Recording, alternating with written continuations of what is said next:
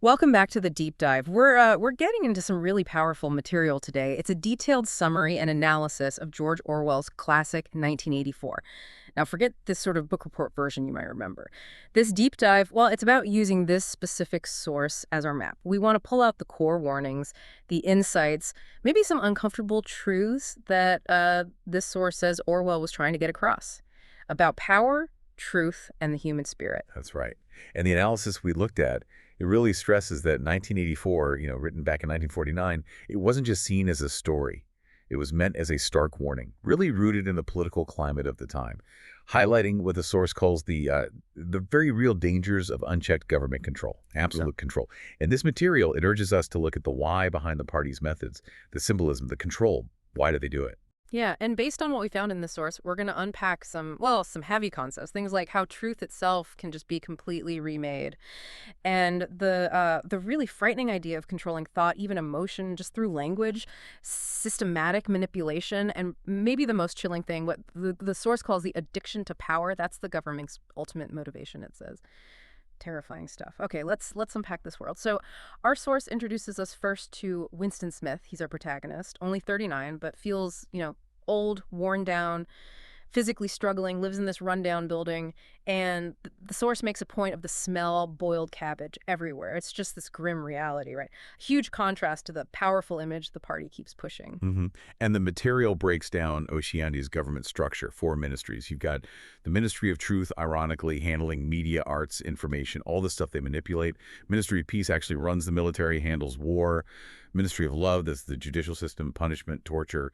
And Ministry of Plenty, overseeing the economy, which basically means managing constant scarcity. Right. And the source analysis jumps on this immediately, the deep irony in the names. It's deliberate. Peace means war. Love means pain. Plenty means scarcity. It twists meaning itself. That's central to the party. Absolutely. And everywhere. I mean, everywhere. You're being watched. Those posters, Big Brother is watching you. They're everywhere. And then the telescreens in your home, at work. Yeah. And the source is clear. They don't just monitor words and actions, facial expressions too. They're that advanced. So the slightest hint of dissent, a wrong look, that gets you noticed by the thought police. Instantly dangerous. Yeah, and a prime example of this control, especially using language and paradox, are the party slogans. The source quotes them: war is peace, freedom is slavery, ignorance is strength. Now, the analysis we read says this isn't just like random propaganda. It's a specific psychological technique designed to control thought by forcing you to hold contradictory ideas at the same time. Doublethink. It breaks down your ability to think logically against them. The source also paints this really vivid picture of the environment, doesn't it? It calls it a cold, dark, empty, colorless existence. And this lack of color, it's highlighted as really significant. The source connects it later to symbolism, saying the absence of color basically signifies an absence of life, of feeling, everything the party wants to strip away. Absolutely. And central, just totally central to the party's power is controlling the past systematically. Our source details Winston's job, right? Ministry of Truth. He rewrites history. Old newspapers, books, photos, anything that contradicts the party's current line gets changed. Then it goes down the memory hole, destroyed forever. So the party is always right, contradictory facts, they just cease to exist. The material gives examples like inventing a hero like Conrad Ogilvy versus someone being vaporized, wiped from existence entirely, no record left. And that leads us right into Newspeak, this new language the party's creating. The source quotes Sim, he's one of the engineers working on it. He explains the purpose flat out: to narrow the range of thought, make thought crime impossible. So, by cutting words, shrinking vocabulary, using terms like ungood or double plus good, they're literally trying to remove the ability to even form rebellious thoughts. The source mentions words like honor, morality, democracy, science, all on the chopping block. Even free gets limited to just physical things like the dog is free from lice, not freedom of thought. And this psychological manipulation is just woven into daily life. Yeah. The source describes the two as hate, right? It emphasizes the required intensity, the frenzy. The target's always Emmanuel Goldstein, the enemy of the people, and you have to participate outwardly, furiously. If you don't, you look suspicious. It shows how that public performance of loyalty is critical. But amidst all this, Winston starts showing these small signs of rebellion, his first real ones. He gets hold of a diary, finds that little alcove in his flat, a sacred space, he calls it, hidden from the telescreen. And the source is really clear about the risk. This is massively dangerous, punishable by death. Even just thinking the wrong thought crime is enough. He's so lost in time thanks to the rewritten past, he's not even sure the date or his own history. And then he writes it, down with Big Brother. And he has this chilling thought, the source highlights it.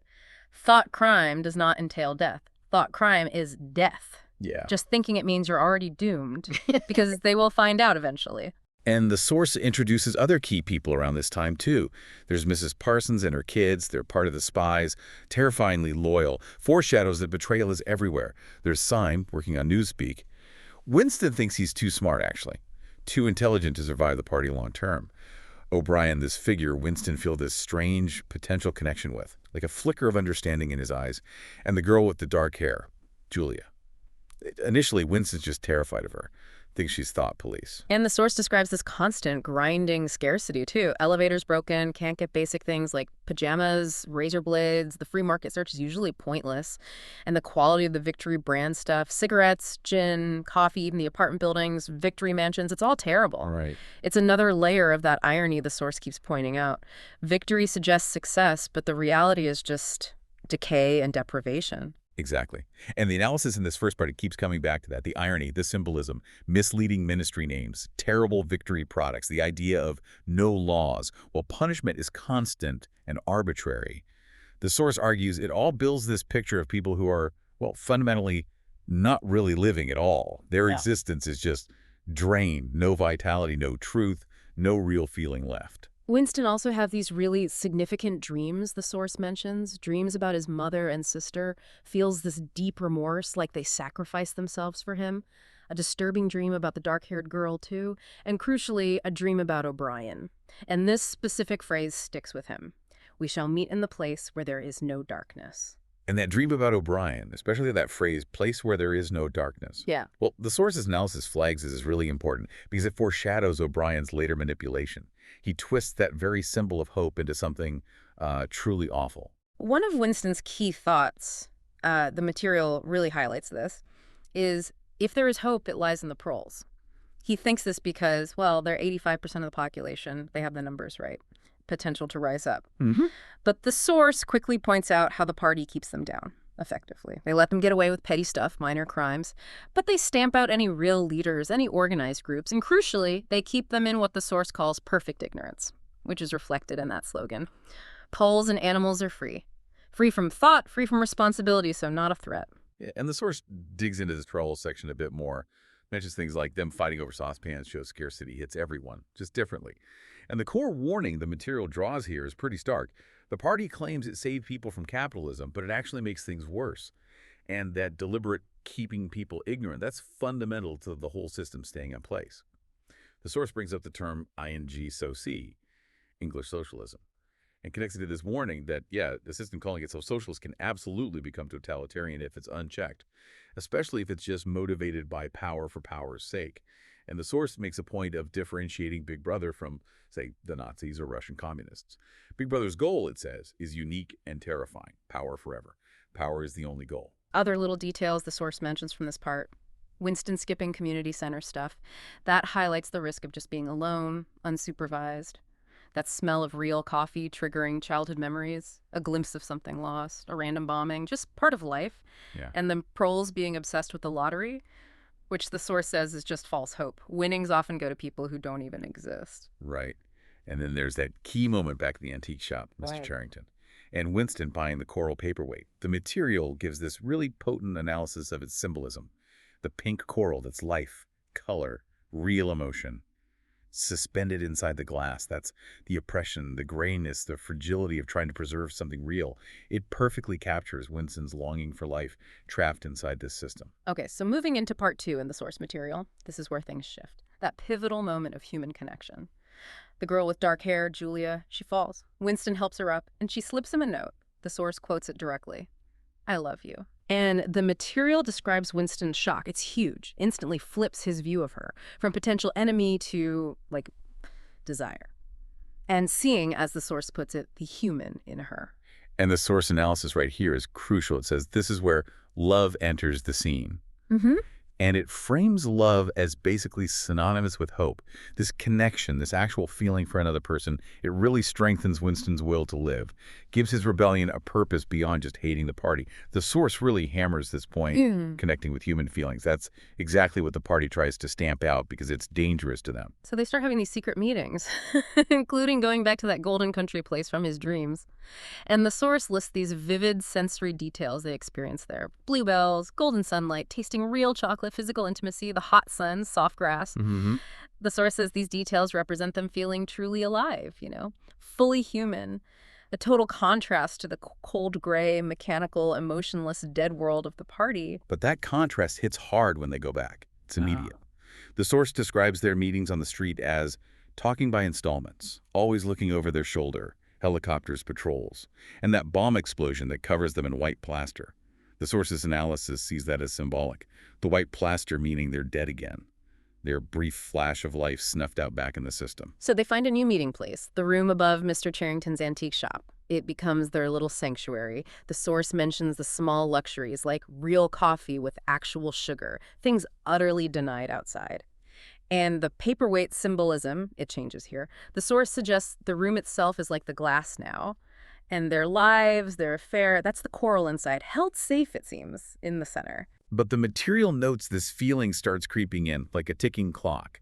They both kind of know, unspoken, that this can't last. Their time is limited. And we also hear that Syme has been vaporized. It's confirmed when Winston sees his name just gone from a list he's working on. It just reinforces that point the source made. Intelligence, thinking too much, is dangerous to the party. You won't survive. Yeah, and a really significant point the source makes is about Julia's perspective. It's very different from Winston's. She's pragmatic, her rebellion is personal, about pleasure, freedom from party rules, cramping her style. It's not ideological like Winston's. And the source highlights this shocker. She completely believes Oceania has always been at war with whoever the party says they're at war with. Eurasia, Eastasia, doesn't matter. Wow. Winston's horrified. She just accepts the history rewrite, doesn't see the danger in destroying the past. Right, and the source's analysis really digs into that difference. Winston is bothered, existentially, by the destruction of truth itself, objective reality being erased. Julia, she's mostly mad about the party interfering with her personal life, her fun. The force implies her casual acceptance of the lies is actually maybe a deeper problem for resisting the party than her just breaking rules for fun. Then there's Hate Week. The source describes it as this major event. Winston's exhausted, but the energy, the manufactured excitement, it's intense. And the material describes that instant switch the enemy changes overnight from Eurasia to Eastasia. And the crowd, they just accept it instantly, no questions. It's chillingly complete. The source notes the hate reaches a delirium, describes it using the word orgasm, capturing that intense, almost sexual release of stored-up feeling. And the source's analysis of that orgasm comparison is pretty pointed. It suggests the party is deliberately channeling all frustration, political, sexual, whatever, into this manufactured hate. It fuels the system. And it just shows, as the source highlights, how incredibly quickly the crowd redirects its fury. Just follow the party line instantly. Now, it's during Hate Week, as part of this plan they hatched with O'Brien, that Winston finally gets Goldstein's book, The Theory and Practice of Oligarchical Collectivism. Winston puts all his hope into this book now. Thinks it holds the key, the answers, how to beat them. But the source details what's actually in the book. It explains how the party works, the structure, the methods. Very detailed. And this is crucial, doesn't explain why. The ultimate motivation isn't there. And O'Brien later confirms he actually co-wrote it, calls it nonsense, but confirms it was a tool designed specifically to trap Winston, to manipulate him. Then comes that key moment. O'Brien finally makes contact outside work. Uses the Newspeak dictionary as an excuse. Winston feels this rush of excitement, but also dread. Feeling deader than ever, the source says. He remembers the dream, finishes O'Brien's sentence, in the place where there's no darkness. And O'Brien confirms. It feels like everything Winston hoped for. But the source analyzes where this meeting happens, the Ministry of Love. The material points out the massive irony. Ministry of Love is where they handle punishment, torture. And the source warns us here about camaraderie, about false security in this world, O'Brien's friendliness, his shared secrets. It's all just part of the setup, calculated manipulation. As the source says, there is always more than meets the eye when it comes to the government here. Yeah. Always. Winston has another dream about his mother around this time, and according to the source, he realizes with guilt that he didn't kill her. Her disappearance was the party's doing. His childhood memories come back, constant hunger, his mother becoming spiritless after his father vanished. And they talk about capture, about torture. The source describes this conversation. They predict it all. Physical pain, drugs, isolation, questioning machines. They agree, yeah, under torture, they'll confess to anything, say whatever stops the pain, but they desperately believe, cling to the idea that their feelings for each other can't be touched. Winston holds on to that naive belief, the source notes, that they couldn't ever get inside of the mind. The source connects this back to the paperweight dream, his life, his self, trapped, vulnerable. He even feels less human than the proles, who seem more alive somehow. And then, bang. Capture. It happens suddenly. The source describes the voice from the hidden telescreen behind the picture in the room. An iron voice. Cold, inhuman. The house is surrounded. Party forces. And the shocker, Mr. Charrington, revealed as thought police. His whole kind demeanor just drops, changes instantly. And the source gives symbolism to that singing woman Winston heard downstairs just before. Her song lyrics, "It was only an hopeless fancy. They have stolen my art away." The source explains it symbolizes their rebellion, just a hopeless fancy. Their time was short, and the party would in the end steal their hearts, crush their emotions, their loyalty. And then just cruelly, a thought police guard picks up the paperweight, their little symbol, and smashes it on the floor. The source's analysis isn't just breaking glass, it's obliterating their hope, their fantasy. Shows how small, how fragile their resistance was against the party's power. Like a beetle under a magnifying glass, the source says, easily seen, easily crushed. The party is presented as almost godlike, seeing everything, even subconscious feelings. Then the description of the Ministry of Love prison. The source details it vividly. White porcelain cells. Bright lights you can't see the source of. 4 telescreens. Constant hum. Hunger. It knows the contrast. Party prisoners are terrified. Silent. Ordinary criminals seem more defiant, insolent. Time loses all meaning. Disorientation. And they hear whispers. Room 101. Terrifying reputation. And then the biggest shock. O'Brien walks into Winston's cell. And the source reveals his true role. He's the torturer. The one who will break Winston. The material describes the horror. Strapped down, syringe, beatings, forced confessions to absurd things, shrieking laughter, and O'Brien's twisted line, according to the source, "I shall save you, I shall make you perfect." The source explicitly links this back to that dream phrase, place where there is no darkness, showing how O'Brien took that symbol of hope and perverted it into this place of brainwashing forced conformity. The source describes the torture machine, O'Brien's questioning. It's systematic, designed to break his reality. Then the key test. At this moment, what power is Oceana at war with? Winston hesitates. He knows the real history. He changed it himself. But the pressure. O'Brien just forces him to accept the party's current lie, dismisses his actual memories as delusions, hallucinations. And the source's analysis of the party's goal here, it's terrifyingly insightful. They don't just want obedience, not just a confession spat out under duress. Yeah. They want total internal surrender of his own free will, ultimately. No martyrs allowed. They want converts, people who genuinely believe. That's why, the source argues, they spend so much time on the psychological torture. The goal is to completely break the mind, the spirit, not just the body. O'Brien lays up the stages for Winston. Reintegration, he calls it. Learning, understanding, and finally, acceptance. And Room 101, that's for acceptance. Right. And circling back to Goldstein's book, the source finally gives the answer to why. Why does the party do all this? O'Brien tells him the simple, brutal truth from the material. The party wants power for its own sake. The source quotes that chilling line, "The object of power is power, full stop." The source really stresses this as the core motivation, pure power. It differentiates INGSOC from, say, Nazis or communists who claim some other goal, however twisted. This pure, naked desire for power forever is what the source argues makes the party so unbeatable from within. So after all this torture, Winston's physical state improves. Better cell, food, hygiene, exercise. But the source explains this isn't mercy. It means they think his mind is broken enough to surrender. But emotionally, he's described as stagnant, empty. Yeah, the source points this out. It's crucial. His mind might be giving in, but his heart hasn't fully surrendered. Not yet. He has that outburst in his sleep, right? Cries out, "Julia, Julia, my love." Oh, God. That betrays him. Shows there's still feeling there, dangerous feeling. O'Brien knows he's lying when he says he hates Big Brother. So the final question comes, do you love Big Brother? And Winston can't honestly say yes. And that's what sends him to Room 101. The source notes this is the final stage, where the complete deterioration of every part of his being, especially emotion, is the goal. In Room 101, the source describes it, the worst place imaginable. Lowest level of the building symbolic, the source says, rock bottom. O'Brien explains it contains the worst thing in the world, but it's specific to you, your deepest fear. For Winston, it's rats. And the source details that horrifying rat cage device. Strapped to the face, rats inside. They chew their way out, through the victim's face. The source explicitly connects this to punishment methods used in Imperial China, a communist state.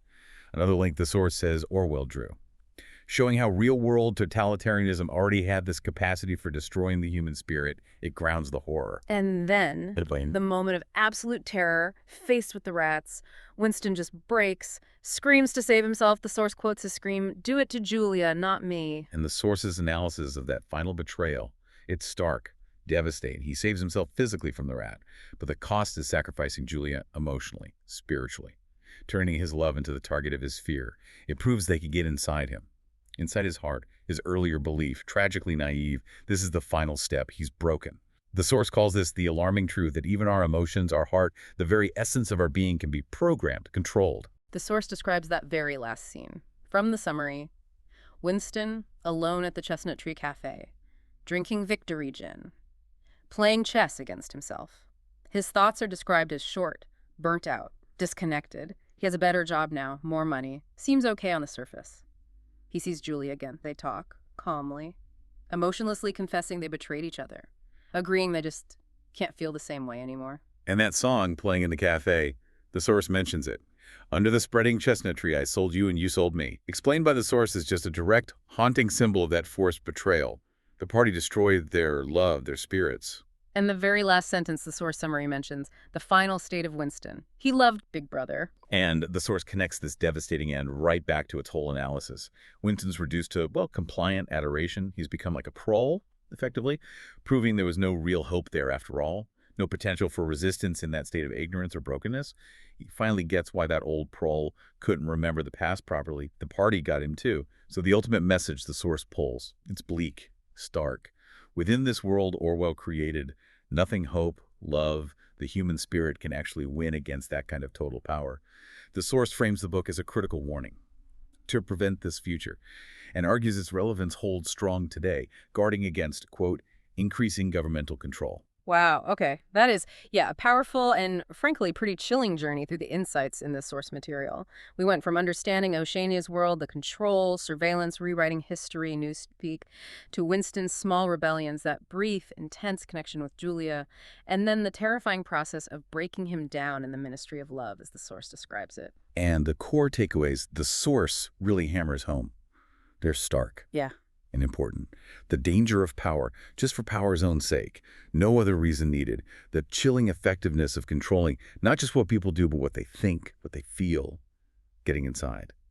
And the source's view of the book is this potent warning about where unchecked government power could lead, a warning this material really believes is still deeply relevant for us now. And for you, listening, this deep dive, based just on the material we had, it gives a specific, intense look at this classic. It really makes you think, doesn't it, about how fragile truth can be, how vital critical thinking is.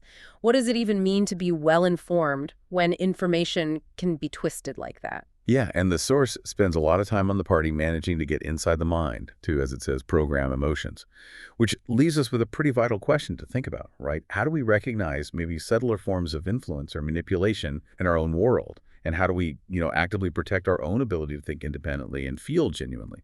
How do we safeguard that? A question to leave you with. Thank you for joining us for this deep dive.